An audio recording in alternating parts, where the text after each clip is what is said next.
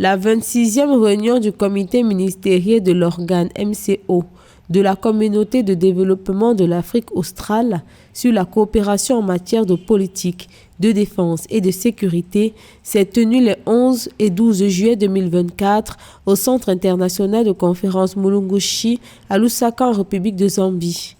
Les discussions ont principalement porté sur la paix et la sécurité en tant que facteurs essentiels pour favoriser un environnement propice à la coopération et à l'intégration régionale, en raison de l'existence de quelques zones de vulnérabilité et d'insécurité, notamment la situation dans l'est de la République démocratique du Congo et dans la province de Cabo Delgado. La 26e réunion du comité ministériel de l'organe s'est conclue par un engagement collectif renouvelé en faveur de la paix, de la sécurité et de la consolidation démocratique dans la région de la SADC.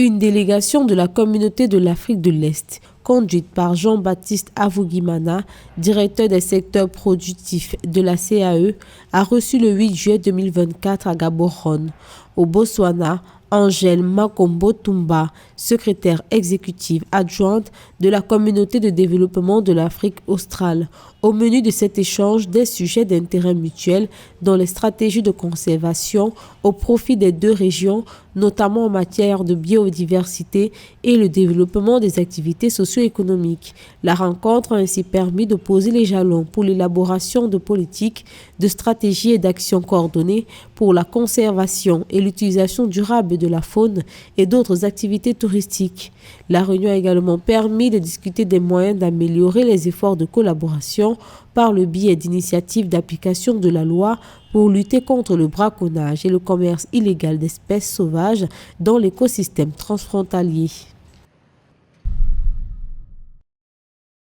L'Union africaine et le Fonds africain pour l'héritage de la justice transitionnelle ont signé le 27 juin 2024 un protocole d'accord visant à renforcer leur coopération et la collaboration dans des domaines d'intérêt commun. L'accord devrait permettre de soutenir l'Union africaine, les communautés économiques régionales et les États membres dans les questions relatives à la gouvernance démocratique, aux droits de l'homme, à l'état de droit, à la justice transitionnelle, à la justice réparatrice et à la guérison raciale. Selon certains experts, le partenariat entre la Commission de l'Union africaine et le Fonds africain pour l'héritage de la justice transitionnelle vise à construire une voie commune de la diaspora africaine et mondiale pour améliorer le plaidoyer en faveur de la justice et de la réparation, tout en amplifiant les voix des Africains et de la diaspora africaine pour s'attaquer aux séquelles des atrocités de masse, des crimes historiques et des injustices morales